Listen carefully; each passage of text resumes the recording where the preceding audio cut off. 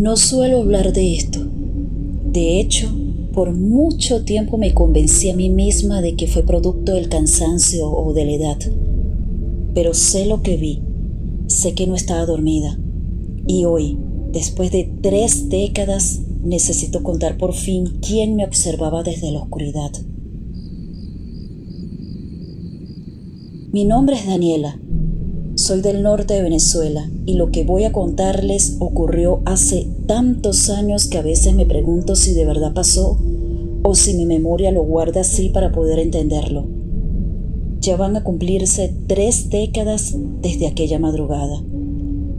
En ese entonces yo tenía 14 años. Cursaba el 2º año de secundaria y vivía una vida bastante normal, o eso creía. Todo empezó un lunes. Uno de esos lunes cansados que huelen a rutina. Pero esa vez hice algo que nunca hacía. Me levanté a las 4 de la mañana, muchísimo más temprano de lo habitual. Tenía un examen de geografía y necesitaba repasar porque la maestra era estricta. Y a mí, el mapa político jamás se me quedaba quieto en la cabeza. Recuerdo el sonido del despertador. Seco, insistente, y el silencio de la casa todavía envuelta en la oscuridad. Me levanté todavía medio dormida y fui al baño a arreglarme un poco. El agua fría en la cara me despertó de golpe, pero no lo suficiente como para imaginar lo que venía después. Cuando terminé, regresé por el pasillo rumbo a mi cuarto. Ese pasillo siempre tenía algo, una vibra rara, como si el silencio se sintiera más pesado ahí que en el resto de la casa. A la mitad había una ventana con vidrios texturizados, de esos que no dejan ver nítido hacia afuera. Y justo debajo de la ventana estaba la mesa de planchar. Yo, sin pensarlo mucho, me puse a planchar mi uniforme escolar. Era lo más normal del mundo, o debería haberlo sido. Solo se escuchaba el sonido suave que hacía la plancha al deslizarse por la tela. Mientras planchaba mi camisa, sentí que el aire del pasillo cambió. No sé cómo explicarlo, pero sentí como si el aire fuera más denso. Por instinto subí la mirada porque sentía como si me estuviesen observando. Y sí, justo en mi ventana había una sombra. Un hombre muy alto, más alto de lo normal, y con un sombrero de ala ancha. La figura era nítida en su forma, aunque el vidrio texturizado lo volvía aún más inquietante. Esa ventana daba directo al patio de mi casa. Un patio totalmente cerrado. Nadie podía entrar ahí sin que la familia lo notara, mucho menos a las 4 de la mañana. Pero esa sombra estaba justo allí, quieto, como si me estuviera observando. En ese instante supe que algo no cuadraba, que eso no era una persona y que yo, a esa hora, no estaba sola. Bajé la mirada de golpe y apagué la plancha. Sentí un vacío en el estómago. Mi primera reacción fue pensar en llamar a mi mamá para que saliéramos juntas al patio a ver quién era ese hombre. Pero cuando volví a levantar la mirada ya no estaba. La piel se me erizó desde los pies hacia la nuca. Ese tipo de escalofrío que uno no puede controlar. Sabía que algo no estaba bien. Intenté tranquilizarme, mentalizarme de que quizás lo había imaginado, de que tal vez estaba demasiado dormida para pensar con claridad. Así que respiré hondo y me convencí a la fuerza de que no había pasado nada, y me fui a la sala a estudiar para el examen. Cuando mi mamá se levantó, cerca de las 6, le conté todo. Ella, entre sueño y duda, me dijo que seguramente estaba medio dormida, pero yo sé lo que vi. Yo sé muy bien que no estaba dormida. Aún así, el día transcurrió normal.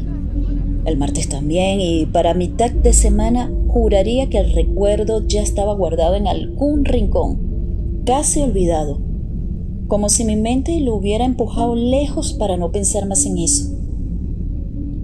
Llegó el viernes por la tarde y, como de costumbre, mis compañeros se quedaron un rato a la salida. A esa edad era casi un ritual. Hablar, reír, liberar la semana y tomarnos un par de birras antes de volver a casa. Yo me quedé con ellos, pero cerca de las 9 de la noche el cielo se puso pesado, de ese gris oscuro que anuncia tormenta sin pedir permiso. Decidí regresar antes de que cayera el diluvio. La estación del metro quedaba a unas cuadras. Mis amigos me acompañaron hasta la entrada. Nos despedimos ahí mismo y cada quien siguió su camino. Yo bajé sola. Al llegar al andén sentí un silencio extraño. No había nadie, ni a mi lado, ni en el andén de enfrente, ni un vendedor, ni un guardia, ni un pasajero distraído con auriculares, nada. Solo el eco de mis pasos y el zumbido tenue de las luces fluorescentes. Caminé hacia donde siempre me subía, cerca del primer vagón, pensando así que saldría más rápido cuando llegara a mi estación. El aire estaba frío, cargado como antes del trueno. Y aunque trataba de actuar normal, la soledad de ese lugar a esa hora tenía algo que me hacía mirar por encima del hombro sin quererlo. Me quedé ahí, esperando el tren, solo mirando cómo caía la lluvia. Cuando el tren llegó, me subí casi de inmediato. Estaba completamente vacío. Me senté cerca de la puerta y me puse los auriculares. Aunque en realidad no escuchaba mucho, era solo para sentirme acompañada.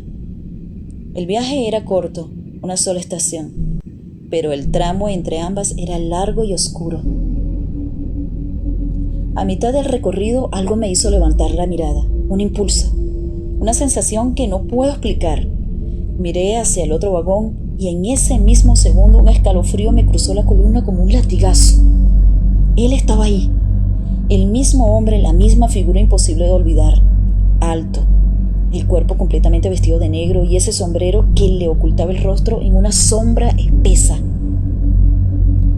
como si la luz del vagón no lograra alcanzarlo.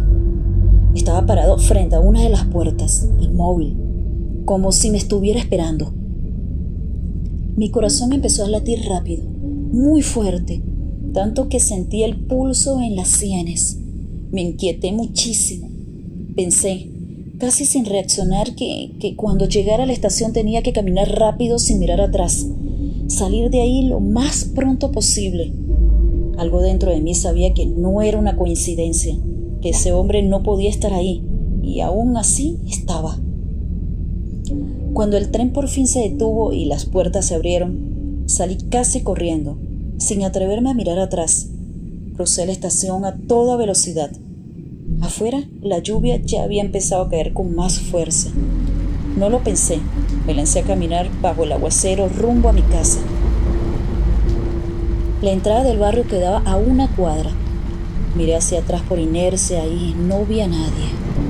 Aún así, apuré el paso y entré al callejón. Con la lluvia cayendo así, todo se veía más oscuro y más vacío, como si el mundo se hubiera encogido. Pensé que al llegar ahí ya estaría a salvo, pero el instinto me traicionó.